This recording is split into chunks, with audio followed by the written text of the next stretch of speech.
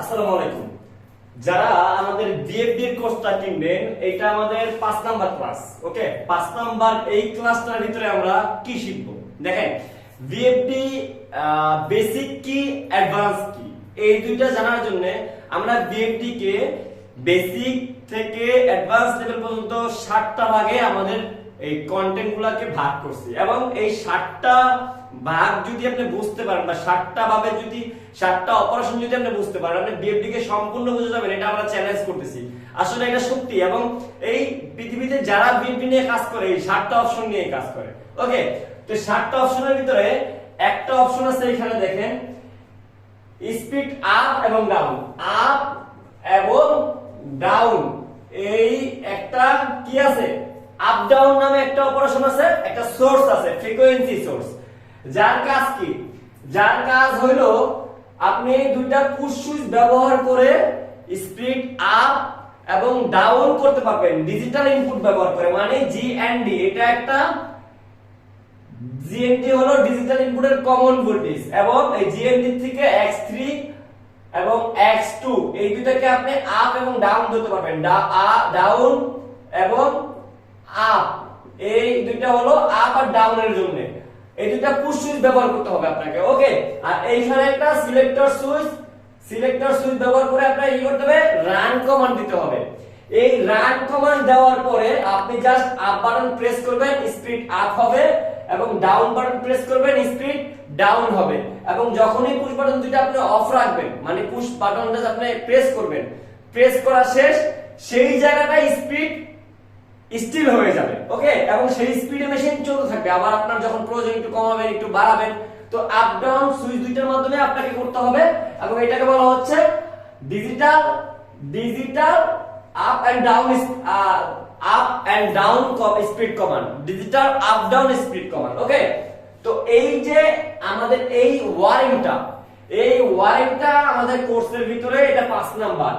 এই প্রোগ্রামটা বা এই যে সোর্স কন্ট্রোলটা, এটার মাধ্যমে কি কি সমস্যা তৈরি হয় দেখেন। এটা আপনি জাস্ট আপ এন্ড ডাউন করলে হবে না।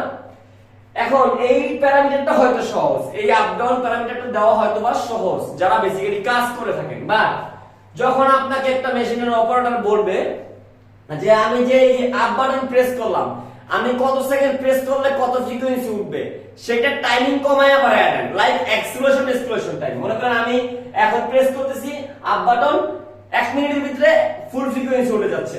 এখন আপনাকে যখন বলবে যে না আমি 1 মিনিটের ভিতরে উঠাবো না, আমি 10 মিনিটের ভিতরে ফুল ফ্রিকোয়েন্সি উঠাবো, তখন এটা কিন্তু এক্সেলারেশন থেকে বাড়ালে কমালে হবে না, এই স্পিড কমান্ডটা আপনাকে টাইমিং বাড়াইতে হবে। তো এই যে এই একটা problem.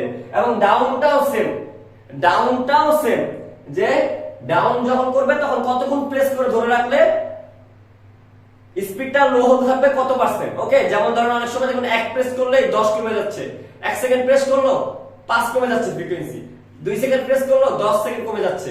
But up and down এই যে জিনিসটা, টাইমিং লিমিট থেকে শুরু করে মোটর প্যারামিটার, এই source parameter, up down source parameter, এবং অনেক সময় দেখবেন এটা স্টপ যখন করবে তখন যে ফ্রিকোয়েন্সি মনে করেন 30 সেট করা ছিল, সেট ক্লিয়ার হয়ে যাচ্ছে। এই যে মেমোরাইজ প্যারামিটারটা, এই সব বিষয়গুলোকে আমরা পুরোপুরি ক্লিয়ার করছি আমাদের কোর্সের ভিতরে যে ভিডিওটা, ঠিক আছে। তো এইটা আমাদের কত নাম্বার ভিডিও? 5 number video. তো আমাদের কন্টেন্টগুলো বেসিক্যালি শুধুমাত্র ওয়ারিং স্বরূপ না, আমরা জাস্ট শেখানোর চেষ্টা করতেছি আপনাকে যে অপারেটর আপনার কাছে কি কি ধরনের চাহিদা চাবে, অপারেটর আপনার কাছে কি কি ধরনের চাহিদা করতে পারে, এবং কি কি মেশিনের ট্রাবল শুটিং বিএফডি দ্বারা করা যায়। তারপরে বিএফডি কি কি প্রবলেম আপনাকে ফেস করতে হতে পারে। একটা অপারেটর যদি চালাক হয়ে থাকে, একটা অপারেটর যদি তার মেশিন কেছে অনেকদিন যাবত এই মেশিন অপারেটিং করে থাকে, বাট আপনি বিএফডি তে হয়তো নতুন, তিনি আপনাকে যখন কোশ্চেন করবেন, আপনি যখন ওই কোশ্চেনের অ্যানসার দিতে পারবেন না, বা আপনি যখন ওই আউটপুটটা তাকে দিতে পারবেন না, সে যখন যেই ধরনের আউটপুট চাবে তার বিএফডি থেকে বা তার মেশিন অনুযায়ী যদি না দিতে পারেন, তাহলে কিন্তু আপনার কাজটা কমপ্লিট হলো না। তো এই জিনিসগুলোকে বুঝতে হলে আমাদের কোর্সটা করতে হবে। আমাদের প্রত্যেকটা কন্টেন্ট বা প্রত্যেকটা যে সাবজেক্ট, এগুলোকে খুব সুন্দর করে সাজানো হয়েছে। আপনি প্রপারলি এই অপারেশনটা করতে গিয়ে কত ধরনের প্রবলেম ফেস করবেন সব আপনার আমাদের টিউটোরিয়ালের ভিতরে দেওয়া আছে।